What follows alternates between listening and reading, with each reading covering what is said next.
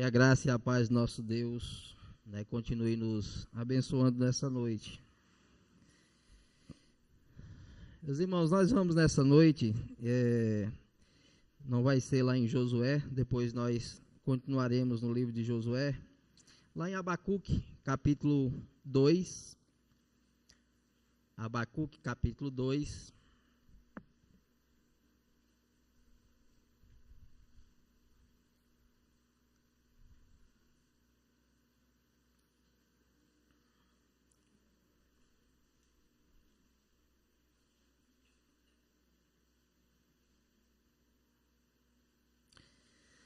Nós leremos do verso 6 até o verso 20.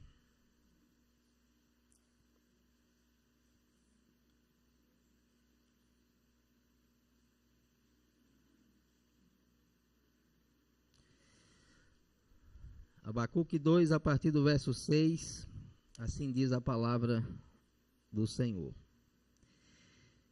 Não levantarão, pois, todos estes contra ele um provérbio, um dito zombador, dirão: ai daquele que acumula o que não é seu, até quando? E daquele que a si mesmo se carrega de penhores. Não se levantarão de repente os teus credores, e não despertarão os que te hão de abalar? Tu lhes servirás de despojo, visto como despojaste a muitas nações. Todos os mais povos te despojarão a ti, por causa do sangue dos homens e da violência contra a terra, contra a cidade e contra todos os seus moradores. Ai daquele que ajunta em sua casa bens mal adquiridos, para pôr em lugar alto o seu ninho, a fim de livrar-se das garras do mal. Vergonha maquinaste para a tua casa, destruindo tu a muitos povos, pecaste contra a tua alma. Porque a pedra clamará da parede, e a trave lhe responderá do madeiramento. Ai daquele que edifica a cidade com sangue, e a fundamenta com iniquidade. Não vem do Senhor dos exércitos, que as nações labutem para o fogo, e os povos se fatiguem em vão? Pois a terra se encherá do conhecimento da glória do Senhor, como as águas cobrem o mar. Há daquele que dá de beber ao seu companheiro, misturando a bebida o seu furor, e que o embebeda para lhes contemplar as vergonhas. Serás farto de opróbrio em vez de honra.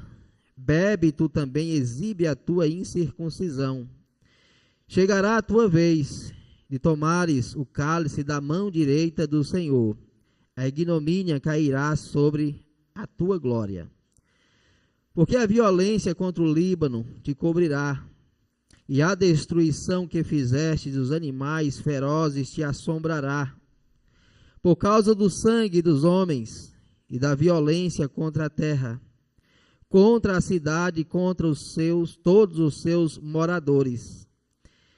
Que aproveita o ídolo, visto que o seu artífice o esculpiu, e a imagem de fundição, mestra de mentiras, para que o artífice confie na obra, fazendo ídolos mudos?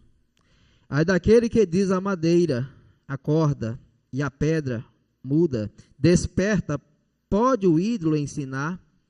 Eis que está coberto de ouro e de prata, mas no seu interior não há fôlego nenhum. O Senhor, porém, está no seu santo templo. Cale-se diante dele toda a terra. Amém. Mas vamos orar mais uma vez, pedir ao Senhor que assim nos conduza nesse momento. Senhor, mais uma vez, ó Pai, nós nos colocamos em tua santa presença. Assim, ó Deus, como já o louvamos, engrandecemos na primeira parte, o qual, Deus, expressamos o nosso louvor, a nossa gratidão, assim também como lemos a tua santa palavra, e podemos ao mesmo tempo também demonstrar a nossa gratidão por sabermos que o Senhor é quem tem sustentado e conduzido o teu povo, Nesse momento, ó Pai, nós te pedimos que continue nos abençoando, agora por meio, ó Pai, da meditação, por meio da exposição da Tua santa palavra. Que o Senhor assim possa, ao mesmo tempo, ó Deus, revelar-nos a necessidade que temos de nos colocarmos em Tua santa presença. Conduza-nos, ó Deus, nessa noite a reconhecermos que somos pecadores, que carecemos da Tua graça, que carecemos a cada instante buscarmos refúgio em Cristo Jesus. Também te pedimos, ó Pai, que o Teu Santo Espírito possa iluminar as nossas mentes. Conduzir, ó Pai, cada coração que aqui se encontra nessa noite, a não somente compreenderem a Tua palavra, mas ao mesmo tempo ter a Tua palavra guardada em seus corações. Que o Senhor assim possa, ó Deus, fazer com que a Tua palavra possa frutificar em nosso viver. E tudo que venhamos a fazer, possamos estar demonstrando que a graça do Senhor está sempre presente em nossa vida. Faça, ó Pai, com que o Teu povo nessa noite possa ser fortalecido, instruído, direcionado pelo Teu querer e por Tua santa vontade. Que o Senhor assim possa continuar conosco, nos abençoando e nos conduzindo, segundo a grandeza da Tua graça e do Teu santo poder. É assim que oramos, agradecidos em nome e para a glória de Cristo. Amém. Meus amados, no domingo, não no domingo passado, mas no outro domingo anterior, nós vimos um pouco, do capítulo 1 de Abacuque. Na verdade, vimos até o versículo 5. Uma das coisas que nos chamou a atenção, que está até mesmo descrita aí logo no verso 4 e versículo 5, do capítulo 1, quando ele diz que o soberbo, sua alma não é reta nele, mas o justo viverá pela fé. Assim como o vinho é enganoso, tão pouco permanece o arrogante, cuja gananciosa boca se escancara como sepulcro, e é como a morte que não se farta. Ele ajunta para si todas as nações e congrega todos os povos.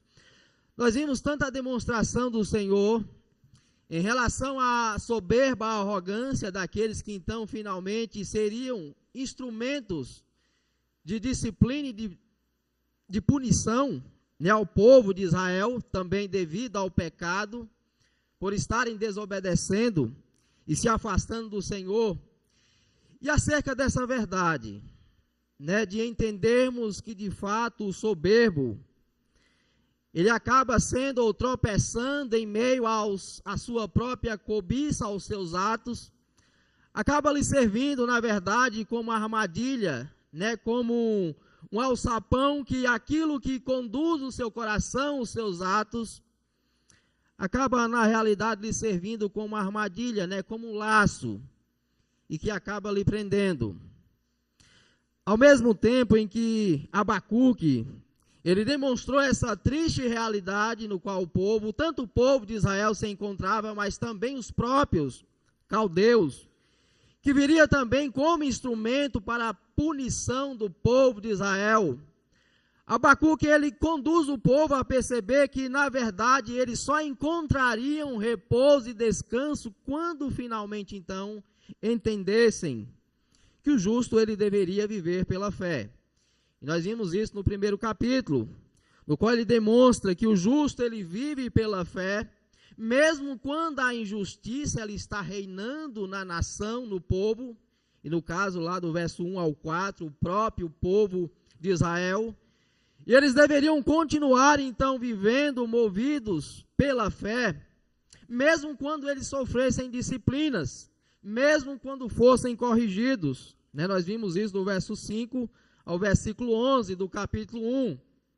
Mas também, mesmo quando muitas vezes parece que Deus está em silêncio, quando parece que em alguns momentos o Senhor não está respondendo o seu povo, demonstrando talvez a sua graça, o seu cuidado, mas mesmo nesses momentos, O profeta Abacuque ainda demonstra que esse povo deveria viver pela fé, tendo os seus olhos direcionados para o Senhor. E assim também ele demonstrou nos versículos, logo no início do capítulo 2. Deveriam serem conduzidos a descansarem no Senhor.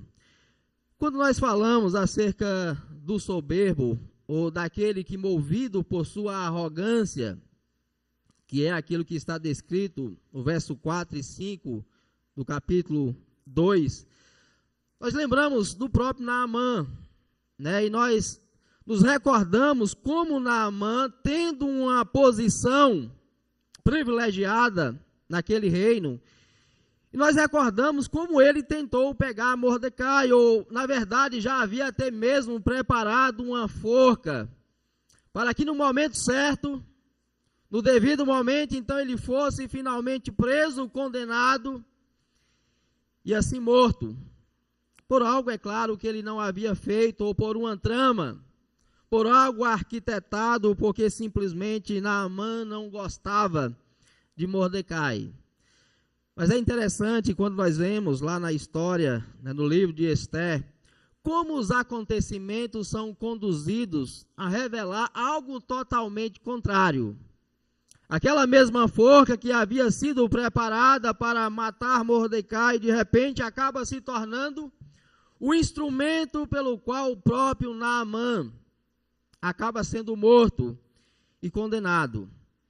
Talvez isso então nos traz um pouco a realidade daquilo que esses versículos estão nos ensinando, que é exatamente nos fazer perceber como soberbos, eles acabam sendo destruídos por sua própria ambição. E exatamente isso que nós veremos nessa noite, como o soberbo acaba sendo conduzido a ser destruído por sua própria ambição. E a primeira coisa que nós vemos nesses versículos, a partir do versículo 6, é que se o soberbo, aquele que é movido então pelo orgulho, pela arrogância, a qual é descrita aqui nesses versículos, porque então ele será destruído? E a primeira coisa que nós aprendemos, ou a primeira razão que nos é demonstrada, do versículo 6 até o versículo 8, é que os soberbos, eles serão destruídos por sua ambição, porque acumula para si aquilo que não te pertence. Observe o versículo 6. Não levantarão, pois, todos estes contra ele um provérbio, um dito zombador, dirão: ai daqueles que acumulam o que não é seu. Até quando? E daqueles que a si mesmos se carrega de penhores. É interessante a ideia, ou pelo menos as palavras que o profeta Abacuque está trazendo, quando ele trata então dos caldeus. Porque as palavras aqui estão sendo direcionadas aos caldeus. Os irmãos se lembram que o profeta Abacuque, ele começa a fazer vários questionamentos ao Senhor. Ou seja, por que o Senhor permite que o próprio povo de Israel estivesse vivendo na injustiça? E nós vimos que a resposta do Senhor é que ele iria punir o próprio povo de Israel por um outro povo, ainda muito mais perverso, muito mais cruel. E é claro que diante dessas respostas e dessa demonstração de que o pecado, de que o ímpio, ele também não ficaria impune, então é que nós passamos a ver exatamente a partir dos versículos 6. E a primeira coisa então que Abacuque nos demonstra é que aqueles que são movidos pelo orgulho, pela soberba, a ideia é como se eles fossem credores.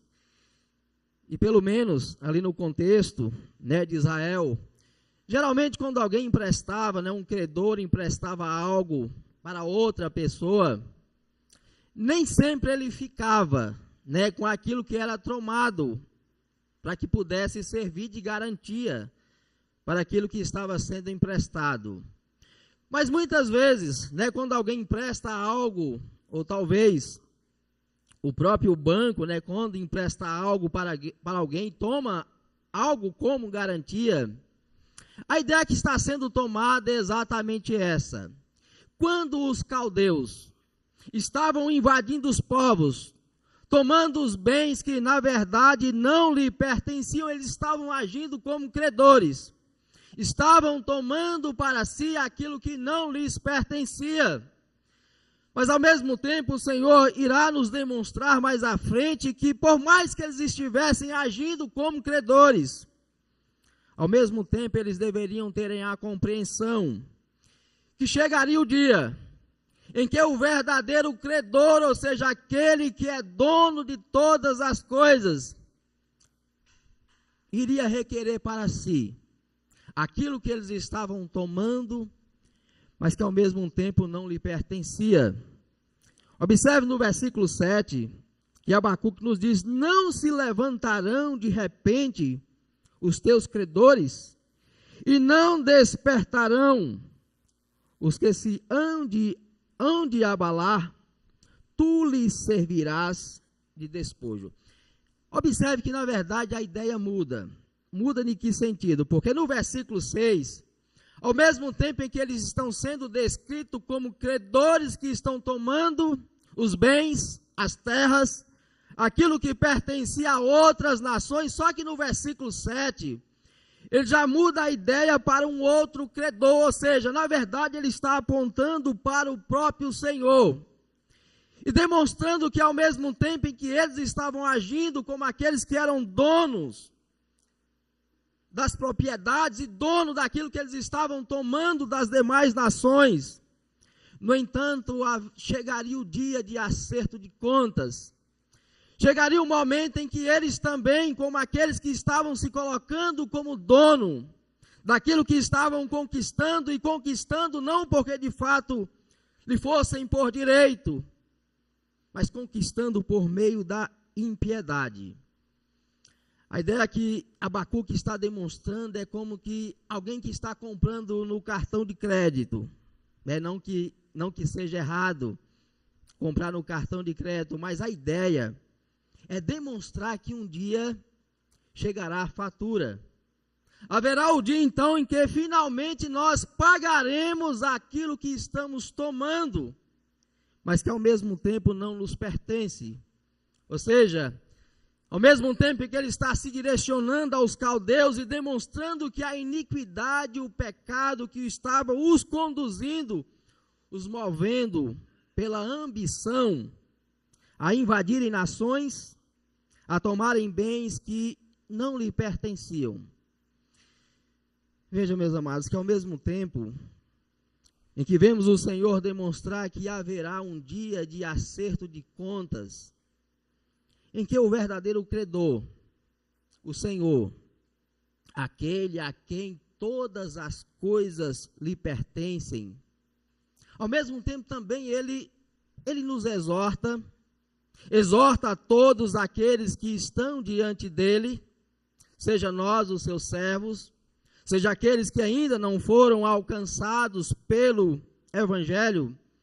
A grande verdade é que a nossa vida, ela deve ser vivida tendo a compreensão de que de fato haverá esse dia, em que o Senhor cobrará daquilo que nós fazemos, temos ou possuímos.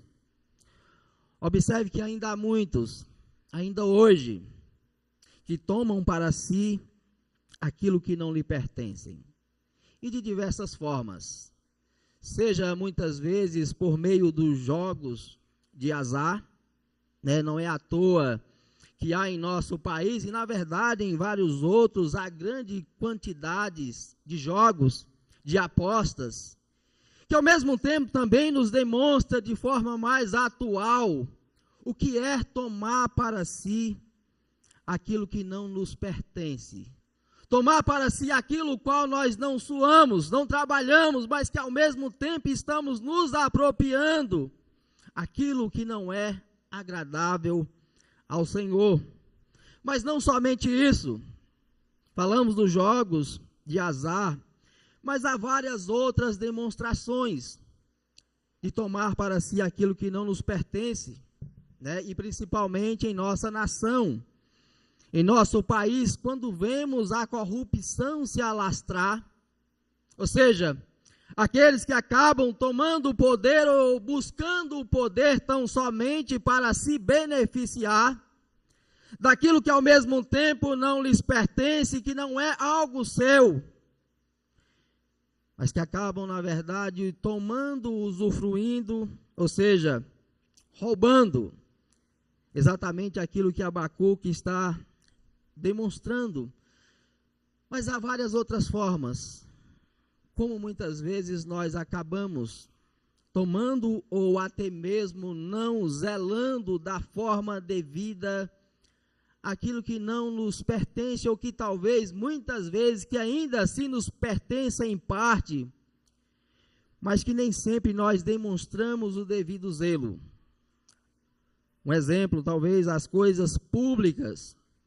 Quantos acabam depredando, ou muitas vezes até mesmo se utilizando dos bens públicos, mas não tendo o devido zelo de que aquilo não somente também pertence a nós, mas pertence a muitos outros. Então observe que há várias demonstrações, como nós, muitas vezes, tomamos para nós aquilo que não nos pertence.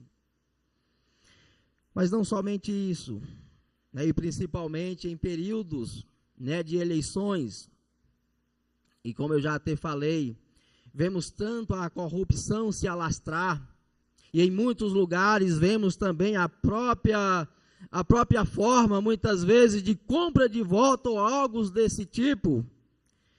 Então observe que o mundo em que vivemos, o contexto em que estamos, não é nem um pouco distante em relação àquilo que Abacuque estava denunciando e demonstrando.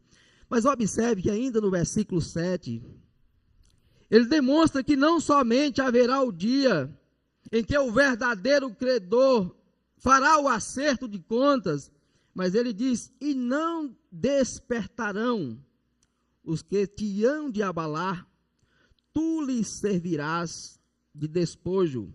E o versículo 8, visto como despojastes a muitas nações, todos os mais povos te despojarão a ti, por causa do sangue dos homens e da violência, contra a terra, contra a cidade e contra todos os moradores da terra. Então essa é a primeira coisa que nós devemos ter em nossa mente. Os soberbos será destruído por sua ambição, e ao mesmo tempo devendo ter a certeza de que haverá o dia do acerto de contas com aquele que é o dono e o Senhor de todas as coisas. A segunda coisa que nós aprendemos, ou a segunda razão que nós tiramos desse texto, porque o soberbo será destruído por sua ambição, nós encontramos a partir do versículo 9, porque fundamentam a sua casa com bens mal adquiridos, do verso 9 ao versículo 11. Ai daquele que ajunta em sua casa bens mal adquiridos, para pôr em lugar alto o seu ninho, a fim de livrar-se das garras do mal. Vergonha maquinaste para a tua casa, destruindo tu a muitos povos. Pecaste contra a tua alma, porque a pedra clamará da parede, e a trave lhe responderá do madeiramento. Observe que nessa segunda razão que o profeta Abacuque nos demonstra, eles tanto estavam tomando para si aquilo que não lhe pertenciam, mas ao mesmo tempo acabavam utilizando os seus bens, aquilo que eles possuíam, como uma espécie de lugar de refúgio, como uma espécie de lugar de segurança, em que ao mesmo tempo depositavam a sua esperança, em que ao mesmo tempo se achavam seguros e inabaláveis. Porque não somente estavam tomando para si aquilo que não lhe pertencem, mas ao mesmo tempo demonstra de forma muito bem clara em que o seu coração estava bem firmado, enraizado. Nós até falamos um pouco, pela manhã, quando Agostinho, ele falou acerca do pecado, ele diz então que o pecado é exatamente isso, é quando nós trocamos as riquezas ou o bem infindável, o bem muito mais precioso que é estar com o Senhor, e acabamos o trocando por bens infinitos, por bens passageiros. Observe que é exatamente isso que esses homens estavam demonstrando, sendo movidos e conduzidos por sua ambição. Mas observe que não é somente os caldeus que demonstravam ao mesmo tempo essa ambição de tomar para si aquilo que não lhe pertencia, movido por essa ambição insaciável. Mas nós sabemos quantas riquezas, quantos impérios são construídos, movidos exatamente tanto pela ambição, mas movido ao mesmo tempo também pelo derramamento de sangue. Seja quantos povos foram escravizados, seja talvez o nosso próprio contexto, ou seja, a própria forma como nós vimos várias nações sendo conquistadas e muitas vezes não movida por uma guerra justa, não movida por algo que fosse digno, que fosse ao mesmo tempo aceitável, mas pelo contrário, movidos pela ambição. Lá no Salmo 127, o versículo 1, o salmista vai dizer que se o Senhor não edificar a casa, em vão trabalham os que a edificam. Observe como Abacuque, ele vai chamar a atenção no versículo 11, quando ele diz que os próprios utensílios da casa serviria como uma espécie de testemunho contra a sua consciência, porque a pedra clamará da parede e a trave lhe responderá do madeiramento.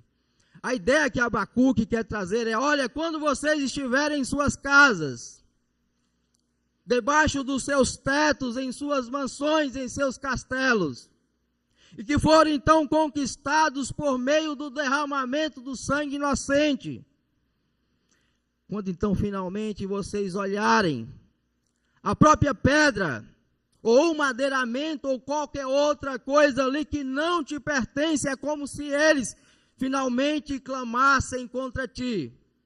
É como se então finalmente aquilo que eles têm viriam testemunhar contra os seus atos e contra o seu próprio pecado, ou seja, acabaria lhe revelando e demonstrando a situação na qual eles se encontravam. Povo movido pela perversidade, um povo movido por sua ambição, conquistando aquilo que não lhe pertencem e sendo movido pelo orgulho. A terceira coisa que nós vemos nesse texto: o soberbo será destruído por sua ambição. E por quê? No versículo 12 nos diz o seguinte: ai daquele que edifica a cidade com sangue e a fundamenta com iniquidade. Não vem do Senhor dos exércitos que as nações labutem para o fogo e os povos se fatiguem em vão? Pois a terra se encherá do conhecimento da glória do Senhor, como águas cobrem o mar.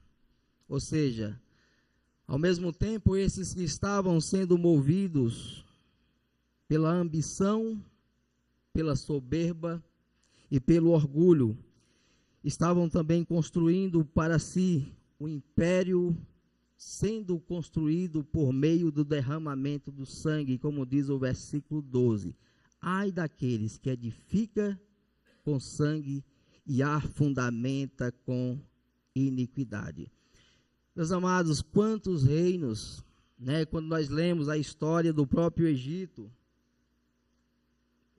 como o próprio Egito construiu as suas pirâmides, e nós vimos até o próprio povo de Israel, né? Não sabemos exatamente se eles participaram, mas o fato é que no decorrer da história, vários impérios, vários reinos foram construídos, movidos, seja pela escravidão, seja pelo sangue inocente, sejam por aqueles que foram então extremamente explorados. O fato é que Abacuque está demonstrando que toda essa injustiça, que toda essa perversidade, e que toda essa demonstração de pecado e de iniquidade não ficaria impunes. Porque se ao mesmo tempo Abacuque estava questionando ao Senhor o porquê, por que o Senhor estava permitindo, por que o Senhor estava deixando com que aquela nação perversa e cruel viesse então finalmente estar destruindo o próprio povo do Senhor.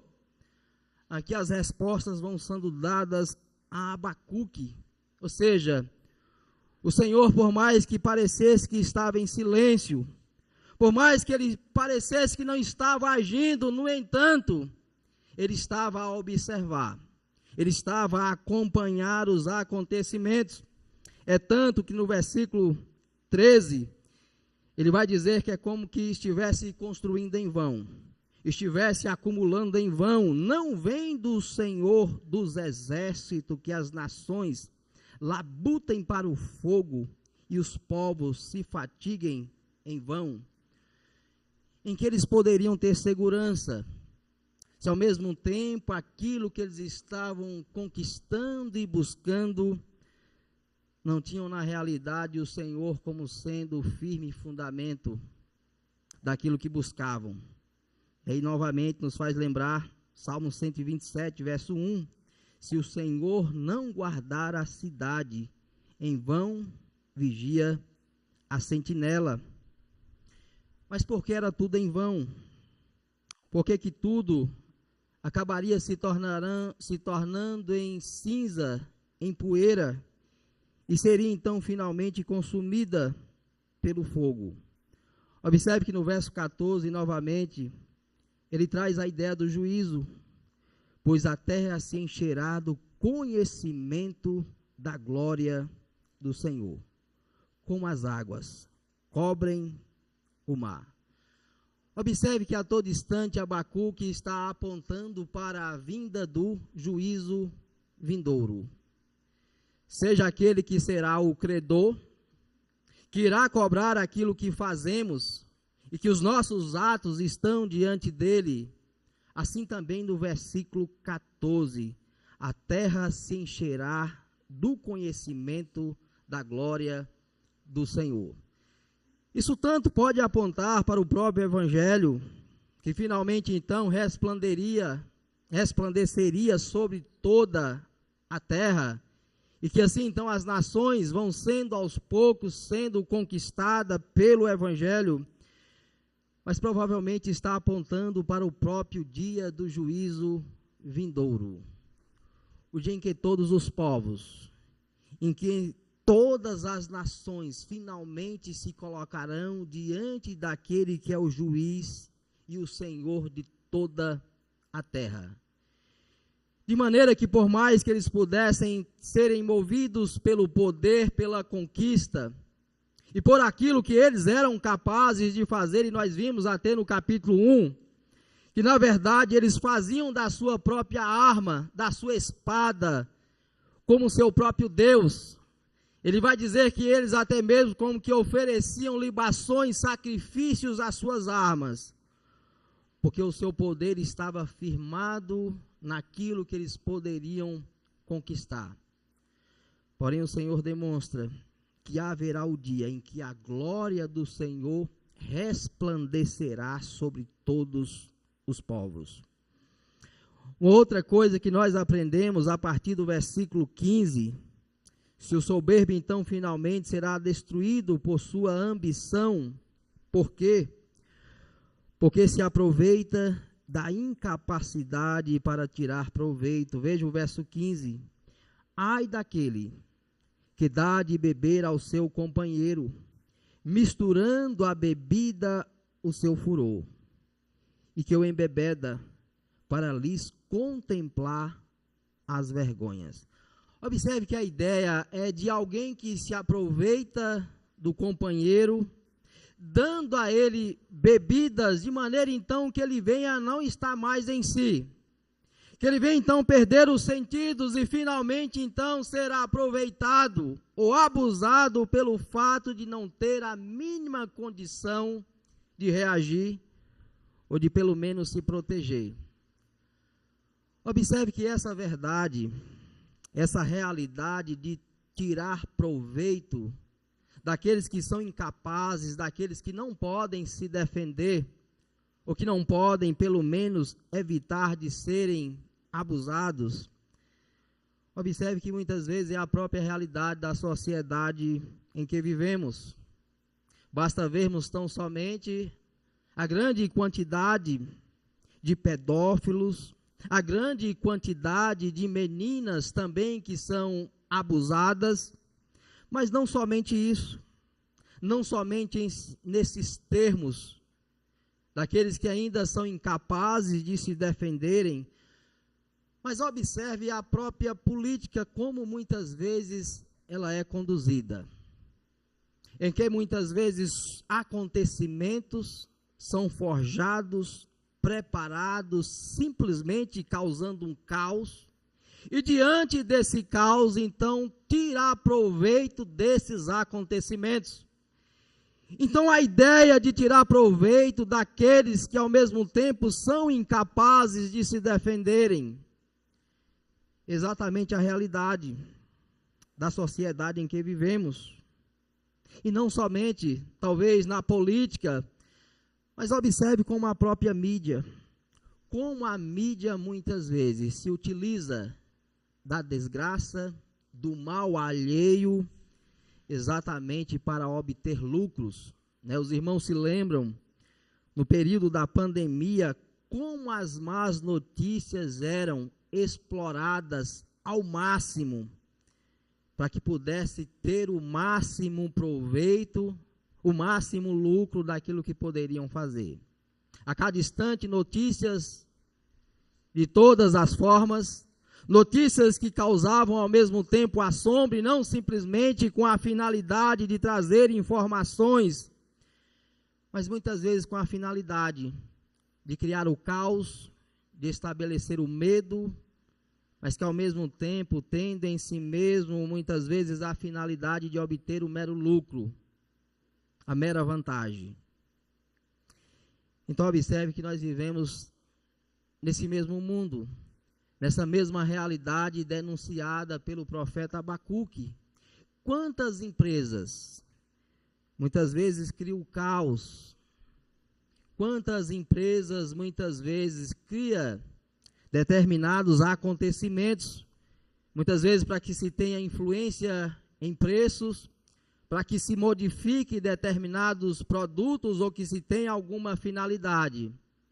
O próprio Senhor, já prevendo toda essa astúcia e todas essas artimanhas do homem, ele sempre advertiu o povo de Israel que eles não deveriam muitas vezes estocar os alimentos simplesmente com a finalidade de elevar os preços, para que com isso então finalmente viesse a estar explorando e abusando da população. Então observe que a ideia contida no versículo 15, ai daqueles que dá de beber ao seu companheiro, misturando a bebida ao seu furor, e que o embebeda para lhes contemplar a vergonha. No versículo 16, Abacuque vai dizer, será farto de opróbrio, em vez de honra, bebe tu também e exibe a tua incircuncisão. Chegará a tua vez de tomares o cálice da mão direita do Senhor. A ignomínia cairá sobre a tua glória. Se ao mesmo tempo a intenção então era de tirar proveito, era de contemplar a nudez daquele que estava tomado pela bebida, o versículo 16 demonstra então que será invertido essa realidade. Aqueles que buscavam honra, que buscavam glória por meio dessas medidas indevidas, eram eles mesmos que teriam as suas vergonhas expostas. Mas observe que novamente, no próprio verso 16, há uma demonstração do juízo divino. Chegará a tua vez de tomares o cálice da mão direita do Senhor. A ignomínia cairá sobre a tua glória. Se ele nos diz que ficará exposta, então, a sua incircuncisão, a sua vergonha, e que eles então tomarão o cálice da mão direita do Senhor, isso nos demonstra a própria condição na qual o homem se encontra, totalmente despido, como até tratamos hoje pela manhã. O homem em seus pecados, ele acaba expondo diante do Senhor não somente aquilo que é os seus atos, os seus pensamentos, mas como ele muito bem diz aqui, a sua própria incircuncisão. Mas todos aqueles que não têm ou que não reconhecem o Senhor como sendo o seu refúgio, como sendo a sua fortaleza, as Escrituras nos diz que esses irão tomar o cálice da ira do Senhor. E que terrível coisa, meus irmãos, é ter que tomar o cálice da ira do Senhor. Ter que tomar o cálice da ira do Senhor é receber sobre si a própria destruição. É tanto que esse mesmo cálice lá no jardim, no Getsêmani, quando o Senhor Jesus estava em intensa agonia, exatamente essas palavras que ele diz: Senhor, se possível, passa de mim esse cálice. Então observe que o profeta Abacuque está demonstrando que aqueles que estão aqui sendo conduzidos pelo orgulho, pela soberba, pela iniquidade, e que ao mesmo tempo teriam as suas vergonhas expostas diante do Senhor. Observe que é nessa mesma condição que todo pecador se encontra diante do Senhor, tendo a nossa nudez, os nossos pecados expostos diante do Senhor. Mas ao contrário deles, que deveriam então tomar o justo juízo e o castigo do Senhor, ou seja, o Senhor dos exércitos derramaria sobre eles a sua justa ira. Ao mesmo tempo, quando nós então, como diz o próprio verso 3 e 4, na verdade o verso 4 do capítulo 1, quando entendemos que o justo viverá pela fé, nós entendemos que nós não seremos conduzidos a tomar o cálice da ira do Senhor.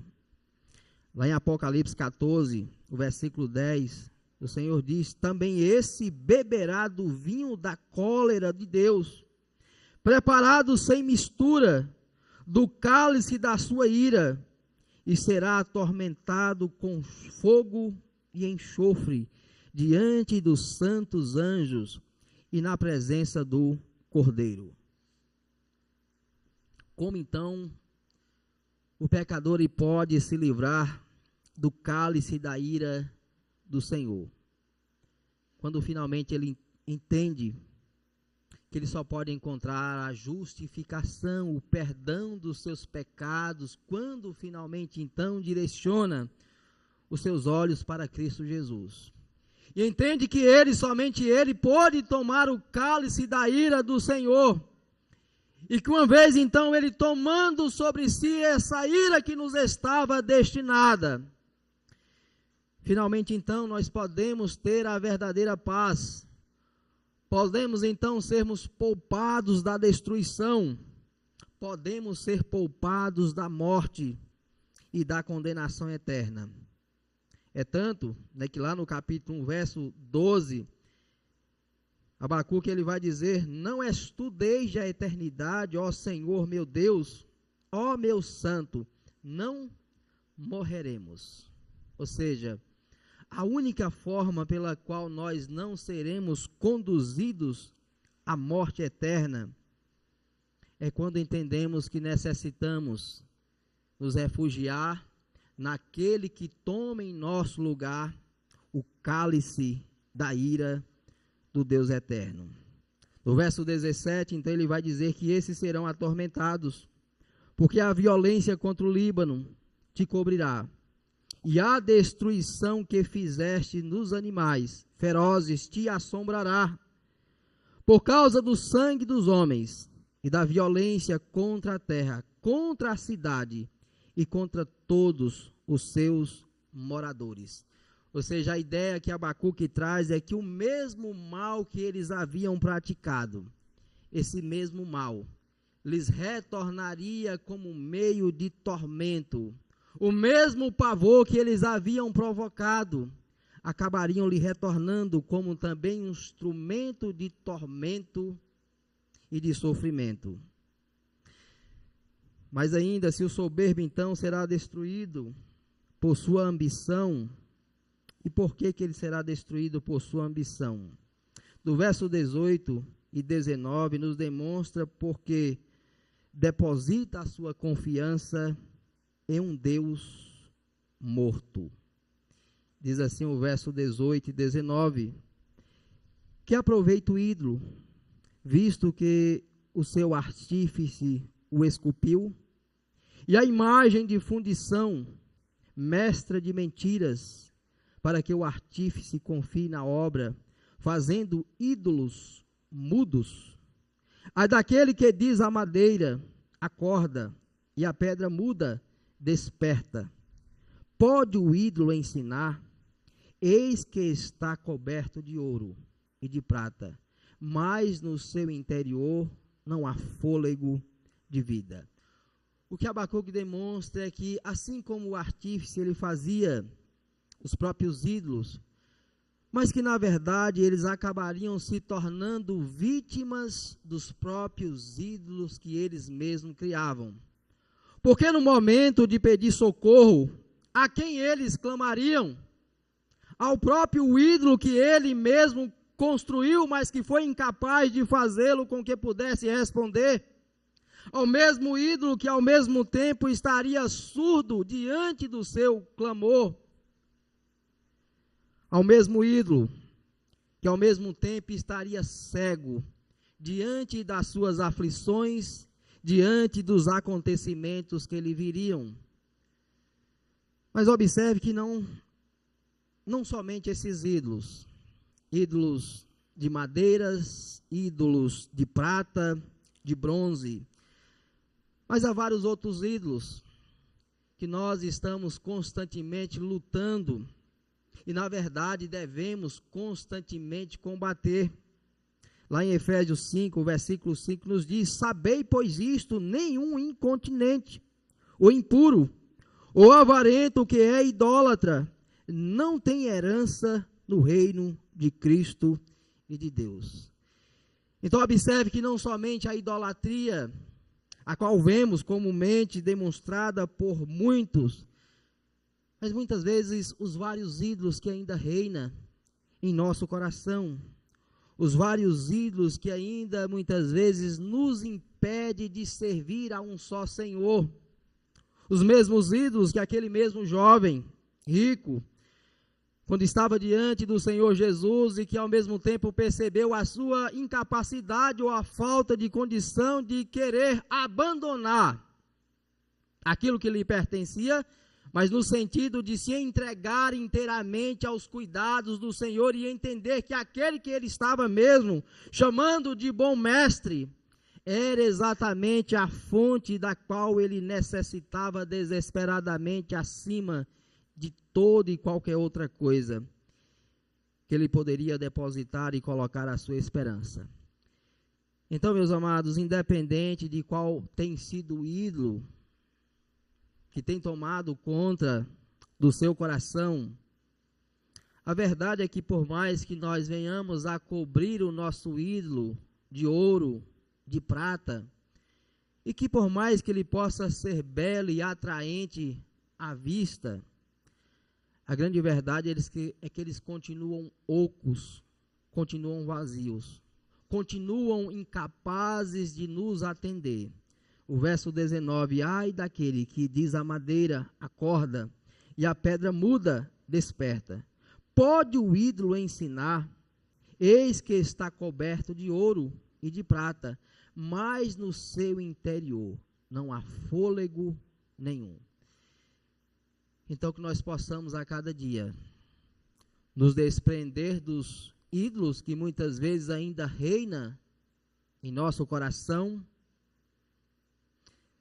mas não somente nos desprender, mas sermos conduzidos a contemplar, como diz o verso 20, o Senhor, porém, está no seu santo templo. Cale-se diante dele toda a terra. Ou seja, a resposta de Abacuque, em meio aos seus vários questionamentos até aqui, finalmente então é respondido. Se houve dúvidas, se houve questionamentos, se houve da parte de Abacuque em vários momentos não compreender a forma como Deus estava agindo, o Senhor então finalmente demonstra a Abacuque que a única coisa que ele deveria fazer é se calar e contemplar aquele que é o Senhor que governa e que conduz todos os acontecimentos do universo. Que assim também possa ser a nossa vida. Que assim também possa estar sendo depositada a nossa esperança no Senhor que tudo sabe, no Senhor que tudo governa, no Senhor que conduz a nossa vida, nos convidando, nos chamando diariamente a descansar em sua soberana vontade. Só para concluir, Jeremias 17, 9, nos diz o seguinte: enganoso é o coração mais do que todas as coisas, e desesperadamente corrupto. Quem o conhecerá? Então que nós, pela graça e pela misericórdia do Senhor, possamos entender que o único refúgio que nos livra do cálice, da ira do Senhor, é descansar na justiça de Cristo, na graça que nos foi demonstrada na cruz do Calvário, ou seja, aquele que tomou em nosso lugar o cálice que estava destinado a nós. Que Ele nos abençoe e que nos conduza com a sua graça.